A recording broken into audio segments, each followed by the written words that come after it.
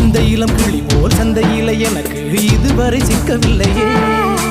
என்னழகு ரசிக்க என் நெருப்பை எனக்கு இளைஞனும் கிட்டவில்லை.